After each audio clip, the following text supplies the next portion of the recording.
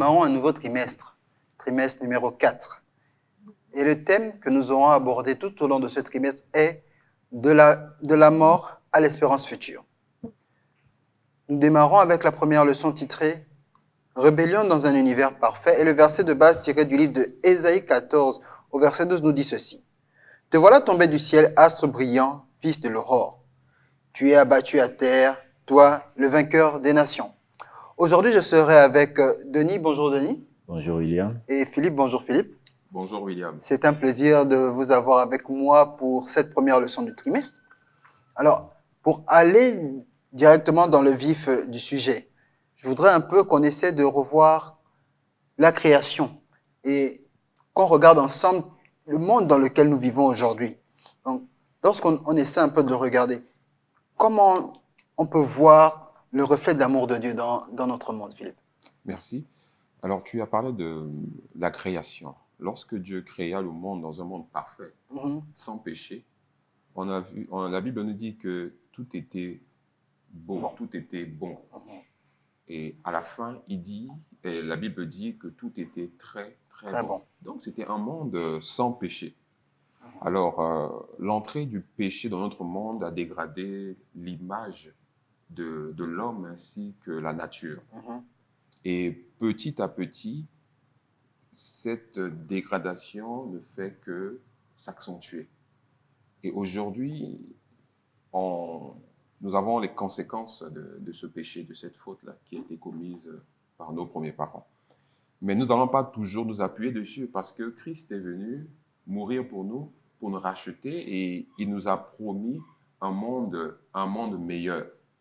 Et en nous promettant ce monde meilleur, nous avons cette espérance maintenant que, basée sur son amour, nous puissions vivre ici, malgré toutes les difficultés que nous pouvons rencontrer, vivre une vie qui plaît à notre Créateur. Ok, alors je me retourne vers Denis et je lui renvoie encore la même question. Donc, quand tu regardes un peu le monde dans lequel nous vivons, Denis, comment, à ton niveau, tu peux voir le reflet de l'amour de Dieu? Oui, je vais rebondir sur ce que 1000 ans avant la naissance de Jésus, David a pu exprimer l'amour qu'il a ressenti sur Dieu par rapport à la création, par rapport à son amour, que nous connaissons bien de Psaume chapitre 8. Il dit que je te loue de ce que ton nom est magnifique, tu as fait l'homme peu inférieur à toi, tu l'as couronné de gloire et de magnificence. Et dans le psaume 39, l'auteur dit que je te loue de ce que je suis une créature si merveilleuse. Donc nous voyons tout cela est tiré dans l'amour. Et Dieu est amour, comme la Bible nous le dit. Et personnellement, je puise de la Bible pour dire que Dieu est amour et que sa création est basée dans l'amour. Donc je peux dire que je me fonde dans cet amour-là, malgré que, comme Philippe l'a si bien dit, un monde difficile, un monde ténébreux, où il y a toutes sortes de mal que nous expérimentons. Mais si nous nous basons sur cet amour que Dieu a manifesté dans l'amour de son Fils qui est venu sur cette terre, je crois qu'il y a de l'espérance. Donc, je voudrais aussi ajouter que la base de l'amour, comme Denis l'a dit, c'est que Dieu nous a créés par amour. Il n'y a rien d'autre à expliquer. Il nous a créés par amour. Et la Bible nous dit aussi que Dieu nous a aimés en premier. La raison pour laquelle nous avons été créés. Et il a tout mis en place pour permettre à ce que nous puissions hériter de cette vie, la vie éternelle, qu'il avait au préalable dans son plan pour que les êtres humains puissent vivre éternellement. Ouais. Donc nous voyons que malgré l'entrée du péché dans le monde, l'amour de Dieu n'a pas changé. Et de la même manière qu'il a créé le monde parfait, son amour demeure parfait à notre égard. Parce que même lorsqu'on essaie de voir les catastrophes ou qu'on essaie de voir la nature qui a été modifiée à cause du péché, on voit toujours la qualité et la bonté de Dieu. Je lisais encore hier certains documents par rapport à la leçon, et on prenait l'exemple de la rose, par exemple. Ouais, les roses, ce sont de belles fleurs. Mais on nous dit que à cause du péché, la beauté de la rose n'est pas restée totalement intacte parce que La tige est pleine d'épines. La fleur elle-même est belle, elle dégage un bon parfum, mais la tige est pleine d'épines. Mais malgré ces épines, on ne se limite pas aux défauts, mais on regarde la qualité du produit. Et c'est cet amour-là que nous pouvons remarquer même dans la création de Dieu. C'est ce qui rend la chose assez intéressante lorsque nous voyons un peu tout ce que nous avons autour de nous. Alors, je voudrais un peu qu'on aille dans nos Bibles et qu'on lise un passage dans le livre de 1 Jean. 1 Jean au chapitre 4, du verset 7 au verset 16. 1 Jean, chapitre 4, versets 7 à 16. Voilà ce qui est écrit. Bien-aimés, aimons-nous les uns les autres, car l'amour est de Dieu, et quiconque aime est né de Dieu et connaît Dieu.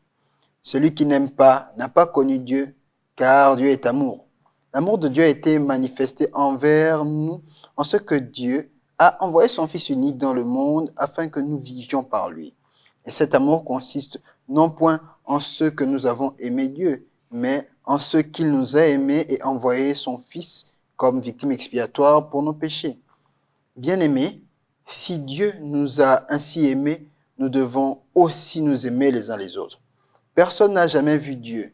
Si nous nous aimons les uns les autres, Dieu demeure en nous et son amour est parfait en nous. Verset 13. Nous connaissons que nous demeurons en lui et qu'il demeure en nous en ce qu'il nous a donné son esprit. Et nous avons vu et nous attestons que le Père a envoyé le Fils comme sauveur du monde. Verset 15. Celui qui confessera que Jésus est le Fils de Dieu, Dieu demeure en lui et lui en Dieu. Et le verset 16 nous dit, et nous avons connu l'amour que Dieu a pour nous et nous y avons cru. Dieu est amour et celui qui demeure dans l'amour de Dieu et celui qui demeure dans l'amour et en Dieu, et Dieu demeure en lui. Amen. Amen. Alors ici, on nous parle un peu de l'amour de Dieu. Et on nous dit que celui qui aime a connu Dieu et celui qui n'aime pas n'est pas avec Dieu. Mais l'amour, j'aime bien poser souvent cette question à certaines personnes. Est-ce que lorsqu'on parle d'amour, c'est une obligation pour nous ou bien c'est quelque chose qui doit être naturel pour nous? Bon, je voudrais parler de notre Créateur, de Dieu. Lorsque Dieu nous crée, alors, nous voyons bien que la Bible ne dit pas que Dieu a l'amour, ce qui est différent. Dieu est amour parce que cela fait partie de son essence, de son entité, de la personne qu'il est, de l'être qu'il est. Il est amour. Ça fait partie de lui. Et cet amour, il l'a communiqué aux êtres humains. Vous voyez un peu? Il communique cet amour aux êtres humains. Et le péché a corrompu notre nature. Malgré le fait que nous ayons cet amour, le péché a corrompu notre nature. Et oriente notre amour. Au lieu que cet amour va à l'endroit de notre Créateur, ça va à l'endroit des choses qui sont aux alentours, des choses créées. Ah, nous allons aimer plus notre travail, on va aimer notre famille plus que Dieu. On met tout en avant. Donc, ces choses-là deviennent de l'idolâtrie pour nous. Au lieu de nous focaliser sur l'amour de Dieu. Voilà pourquoi dans toutes nos activités, dans tout ce que je fais, moi qui suis chrétien, l'amour de Dieu doit d'abord venir en première position. Ouais. Parce que Dieu, lui, il ne trompe pas, il ne ment pas. Il est amour. Alors que moi, mon amour peut être biaisé. Je peux t'aimer par intérêt. Personne ne peut le savoir, sauf Dieu. Et garder bien mon jeu jusqu'à la fin. Vous voyez? Par contre, Dieu, il n'est pas dans ce jeu-là. Lorsqu'il t'aime, il t'aime d'un amour éternel. Vous voyez un peu? Donc, c'est un peu ça la différence. Dieu met cet amour en nous et il a été corrompu. L'amour a été corrompu. Ouais. Et il est en train de tout faire. Et il a tout fait pour que nous puissions retrouver l'amour qu'il avait mis en nous. Ok. Oui, je dirais que, comme Philippe l'a dit, le projet premier de Dieu n'a pas changé. Bien que le péché a voulu dénaturer tout ce que Dieu a fait, mais Dieu reste notre modèle par excellence. Parce que quand Jésus est venu sur la terre, il n'a pas fait de différence entre les hommes. Il a aimé les hommes tels qu'ils sont. Et je peux dire que lorsque nous sommes vraiment imprégnés dans l'amour de Dieu, nous aussi, nous n'allons pas faire de différence entre les autres. Et j'aime bien m'appuyer sur le texte de Colossiens 3, le verset 12, qui dit que comme des élus de Dieu, revêtez-vous d'entrailles, de miséricorde, de patience, et ainsi de suite. Donc, tous ceux qui se confient en l'Éternel verront leur vie changer, modeler. Parce que le texte aussi de 2 Timothée chapitre 3, le verset 17, qui dit qu'afin que l'homme de Dieu soit accompli et propre à toute bonne œuvre. Tant que nous sommes avec Dieu, Dieu continue à changer ce que le péché veut implanter en nous et il plante en nous l'amour qu'il a pour nous. Ok. Alors, on nous dit que lorsque Dieu, qui est amour, a créé le monde, il a créé parfait. Et lorsqu'il a créé l'homme, il a créé l'homme libre, avec la possibilité de faire les choix justes et bons pour lui. Donc, le plus souvent, on dit que Dieu nous a donné le libre arbitre. Donc, je voudrais savoir, pour toi, c'est quoi le libre arbitre, Denis? Oui, parce que pour comprendre le libre arbitre que Dieu nous a donné, il faut comprendre d'abord d'où vient le mal. Parce que le mal est venu pour dénaturer Dieu. Parce que Satan a accusé Dieu qui n'est pas amour. Et Dieu a créé notre monde pour exprimer l'amour parfait. Cette même condition de libre arbitre qu'on a aujourd'hui, c'est ce que les anges ont jusqu'à présent. Mais d'autres, il y a un groupe qui a mal utilisé ce libre arbitre. Aujourd'hui encore, il y a des hommes qui utilisent mal le libre arbitre que Dieu leur donne pour arriver à leur fin. Et Dieu reste toujours Dieu, et Dieu est toujours amour, mais comme on dit que la patience a ses limites. Dieu a longtemps supporté le groupe, je crois qu'après on va venir sur ça, je ne veux pas devancer la question, mais ce que je peux dire que le libre arbitre que Dieu a accordé, ce n'est rien d'autre que l'expression de son amour pour ses créatures. Ok. Voilà, je voudrais. Dieu ne nous a pas créés comme des robots, à nous dicter tout ce que nous devons faire. Ouais. Et on voit bien que dans le jardin d'Éden, lorsqu'il créa nos premiers parents, dans Genèse chapitre 2, à partir du verset 15 à 17, Dieu, la Bible dit que Dieu plaça l'homme dans le jardin pour le garder, pour le cultiver. Et il donne ce commandement à l'homme. Tu pourras manger de tous les arbres, mais quant à l'arbre de la connaissance du bien et du mal, tu ne le mangeras pas. Le jour où tu mangeras, tu mourras. Le premier commandement. Voilà. Tu es libre de tout manger, mais sauf cet arbre. Cet arbre, effectivement. Cet arbre montre l'autorité de Dieu. Tu peux tout faire, mais moi, je t'ordonne de ne pas y toucher. Parce que le jour où tu mangeras, tu mourras. C'est aussi simple que ça. Vous voyez un peu? Maintenant, l'homme doit exercer son libre arbitre et choisir volontairement de servir Dieu, de ne pas le servir. C'est ça l'amour, en fait. L'amour, il n'y a pas de contrainte. Volontairement, l'homme devrait faire ce choix-là et montrer aux yeux de tous que moi, j'ai choisi servir Dieu. Et j'ai choisi lui obéir. Vous voyez, c'est ce qui s'est passé. Il ne l'a pas fait. Et aujourd'hui, on se retrouve souvent dans la même situation. Lorsque nous devons faire des choix par rapport à Dieu, je choisis de servir Dieu, de ne pas le servir. Je choisis de pécher, de ne pas le pécher. On va dire, voilà, nous sommes faibles, ainsi de suite, et voilà, voilà. Mais Dieu nous dit que tu peux y arriver. Parce que moi, je te donne le pouvoir, la puissance de pouvoir y arriver. Et je choisis la voie facile. Je choisis la voie facile, c'est-à-dire de succomber.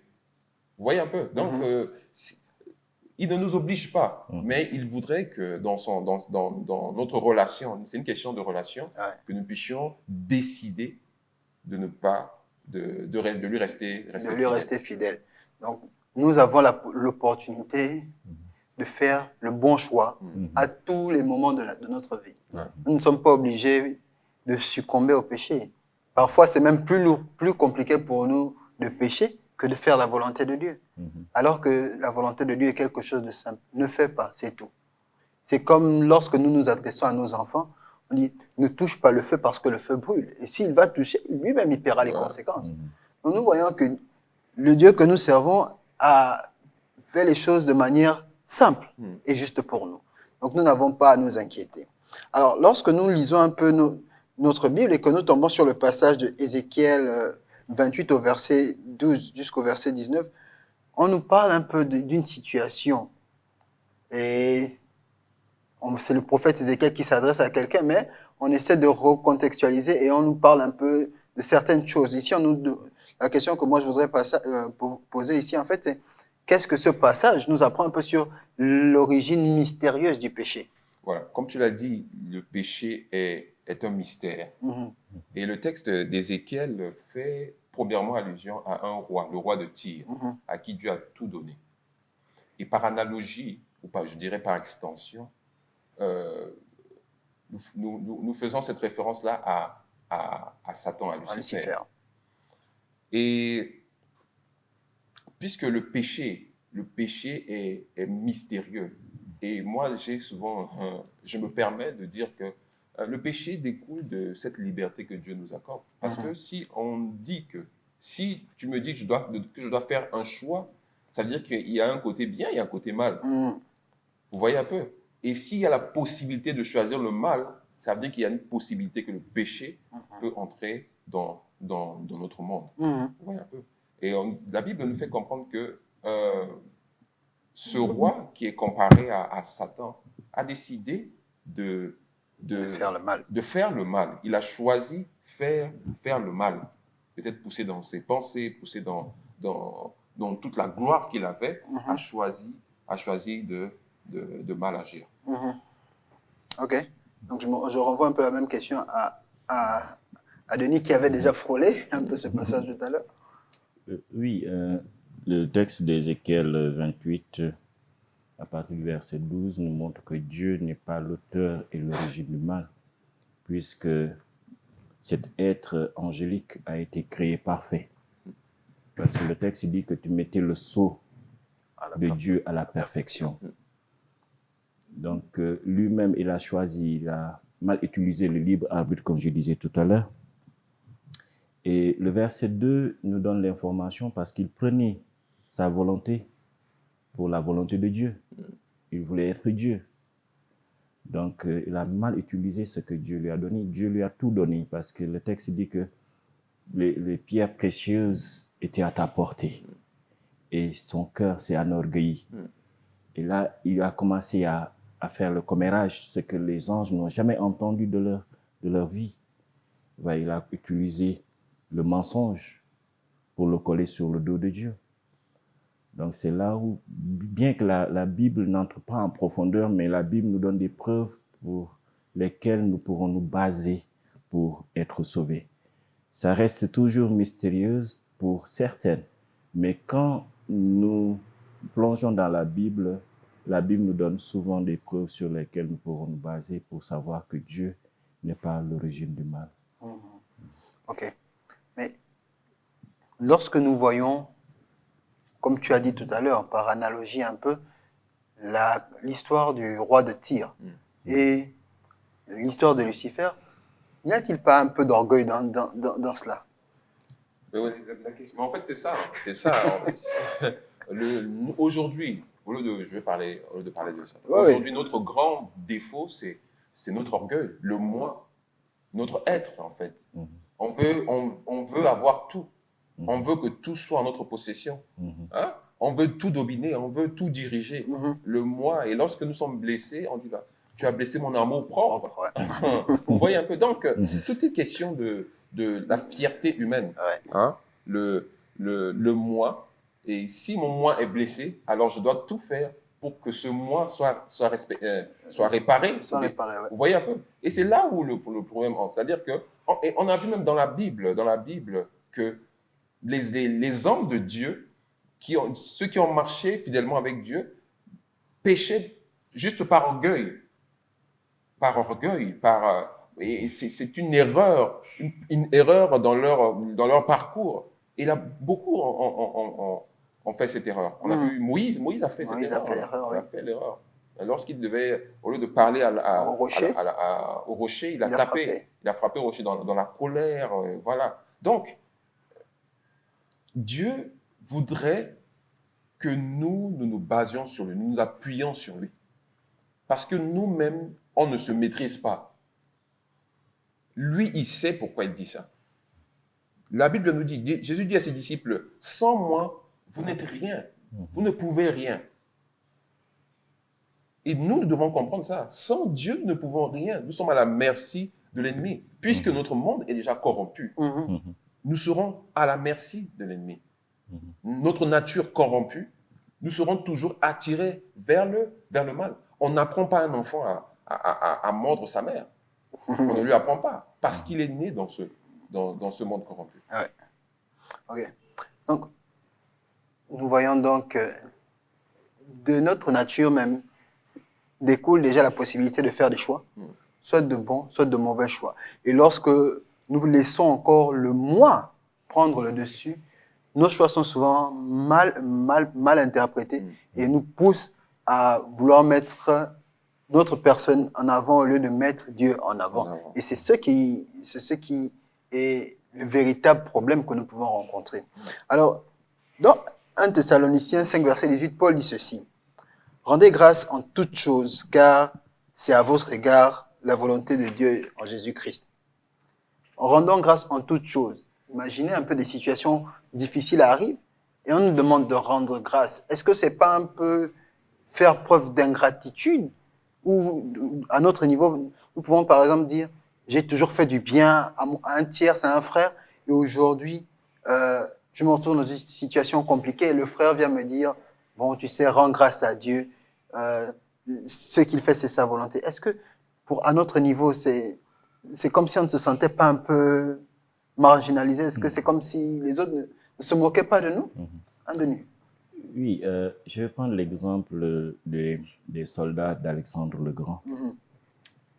Quand on leur annonçait une guerre proche, ils se réjouissaient. Ils étaient contents. Bien que plusieurs d'entre eux vont laisser leur vie. Mais qu'est-ce qui les réjouissait? Parce qu'ils savaient qu'ils allaient gagner le combat, la bataille. Nous aussi, on doit manifester ce même sentiment de joie parce que Dieu gagne toujours. Quand nous sommes avec Dieu, nous sommes toujours victorieux. Et je crois que c'est ce qui a animé le sentiment de Paul, à savoir que, parce qu'il dit que je sais en qui je crois, en qui j'ai mis mon dépôt. Donc, en tant que chrétiens qui vivons des temps difficiles, cette joie doit nous animer à savoir que, quelle que soit l'issue de ce combat, nous allons sortir victorieux. C'est pourquoi Apocalypse chapitre 12, le verset 11 dit que ils l'ont vaincu à cause de leur témoignage et du sang de Jésus-Christ. Tant que nous témoignons à l'ennemi, et c'est ce que Martin Luther disait tout le temps à Satan qui venait le décourager, je sais en qui j'ai mis ma confiance. Je crois que nous, chrétiens qui vivons des temps difficiles, nous devons avancer par la foi. Et non par la vue. Ok, merci. En fait, il y a quelque chose de très important, comme je vais encore le souligner, c'est que Dieu veut nous enseigner à dépendre de lui.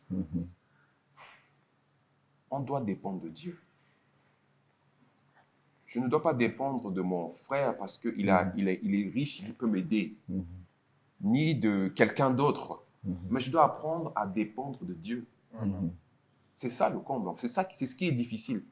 Parce que si je dis, ah, toi, je t'ai aidé, alors que maintenant, tu te trouves dans une situation, moi, je me trouve dans une situation compliquée, tu ne peux pas me venir en aide. Comme tu es ingrat, tu es méchant et tout ça. Dieu ne nous demande pas ça. Dieu veut que nous lui fassions confiance, lui à lui, pas à l'être humain. L'être humain est changeant, selon les circonstances. L'être humain change. Celui qui peut être ton ami aujourd'hui peut être ton ennemi demain. Ou bien, il choisit notre voie, de t'ignorer. Et c'est pour ça que quand Dieu dit toutes choses, nous savons du moins que toutes choses concourent au bien de ceux qui aiment Dieu. Restons attachés à Dieu. Nous devons rester attachés à lui et non aux êtres humains. Et non parce que j'ai fait mes calculs, je sais que quand je vais aller vers telle personne à qui je suis venu en aide, forcément la personne va... Non, rien ne te dit ça. Rien du tout. Mais si nous restons attachés à Dieu, Dieu nous orientera vers ce qu'il faut faire ou ne pas, faire. Et nous voyons que c'est la même erreur que Lucifer a eu à commettre. il a voulu faire confiance à ce qu'il était. Et il a oublié même qu'il était la créature que Dieu avait créée, à qui Dieu avait donné un certain degré d'estime. Et nous voyons, quand nous lisons un peu Isaïe 14, du verset 12 au verset 15, comment les choses vont arriver. Et le verset de base nous le dit d'ailleurs, qu'il s'est retrouvé abattu. Et on voit que c'est à cause de son orgueil. Donc, quelles ont été les conséquences de l'orgueil de Lucifer? Et aujourd'hui, comment nous vivons les répercussions un peu dans notre monde? À cause de l'orgueil de Lucifer. En fait, c'est comme s'il nous a partagé cet orgueil. C'est son héritage. Ouais. C'est son héritage qu'il nous a légué. Et puis, il voudrait que nous puissions faire part de cela tout autour de nous. Et Dieu, lui, de son côté, voudrait prôner l'amour. L'amour du prochain. L'amour à son endroit. C'est ce qu'il veut tout le temps nous ramener. Ok. Denis, quelque chose? Oui, je prendrai toujours l'exemple d'un couple fidèle. À un moment, un des conjoints décide d'aller voir ailleurs, alors qu'ils se sont promis fidélité, il y aura des conséquences. S'il n'y a pas grossesse, il y aura maladie. Donc, je crois que le monde aussi doit tirer des enseignements sur ce point-là, que quelles que soient les situations où nous traversons, essayons de rester fidèles à Dieu. Quand nous sortons des cadres que Dieu nous a fixés, il y aura toujours des conséquences négatives. Ok. Alors, nous voyons en gros que nous devons faire confiance en Dieu et toujours regarder à l'amour qu'il a pour nous de la même manière qu'il partage cet amour avec le monde. Alors, pour aller un peu vers la fin de notre leçon, je voudrais un peu qu'on voit aujourd'hui la situation du monde. Nous sommes, comme certaines personnes aiment employer l'expression, dans un conflit cosmique permanent. Alors, comment à notre niveau pouvons-nous réaliser l'ampleur du conflit dans lequel nous vivons et sur qui ou sur quoi basons-nous notre espoir de remporter ce combat? Ça me rappelle un peu Apocalypse 12. Je pense que c'est lorsqu'on parle de la femme et le dragon. Oui, oui. Et quelques versets plus loin, on va nous dire qu'il y a eu guerre dans le ciel. Et au courant de cette guerre, à la fin, à l'issue de cette guerre, on voit que Michel et ses anges, autant pour moi, l'archange Michel et ses anges ont remporté cette victoire. En fait, c'est de l'espoir. C'est une espérance pour moi parce que je sais que Dieu a remporté la victoire. Dieu est victorieux de ce combat. Bon, on a dit il y a eu guerre dans le ciel. Mais bon, si on essaie de voir bien entre Satan et Dieu, il ne peut pas avoir une notion de guerre parce que ce n'est pas équilibré. Mais c'est le terme qu'on utilise pour décrire l'événement qui s'est déroulé. Ouais. Donc, on voit que la Bible nous raconte l'histoire et à la fin, on dit il a remporté. Michel et ses anges ont remporté la victoire. Et cela me rassure aujourd'hui. Me rassure pourquoi? Parce que je sais qu'à la fin, que Jésus a déjà remporté cette victoire sur la croix. En mourant sur la croix, il a déjà remporté cette victoire. Et cette victoire est mienne. Il suffit juste, comme je l'ai dit, de faire confiance en Dieu. De faire confiance en lui afin qu'il puisse guider, diriger notre vie. Et c'est là le grand défi. Apprendre à faire confiance en Dieu. Alors, Denis, je te renvoie la même question. Oui, je dirais que quand nous regardons la croix, c'est l'expression même de l'amour. Nous tirons de la croix aussi notre soulagement. Parce que Ésaïe 53 dit que les châtiments qui m'étaient destinés sont tombés sur Jésus. Donc, c'est pourquoi l'auteur de ce chant, que je ne connais pas le nom, dit que cette croix me sera toujours chère.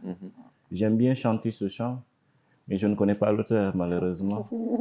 Mais je peux dire que la croix n'est que la réponse de Dieu face au péché. Le péché a été terrible. Les conséquences ont été dévastatrices, mais Dieu à supporter le coup. Mhm.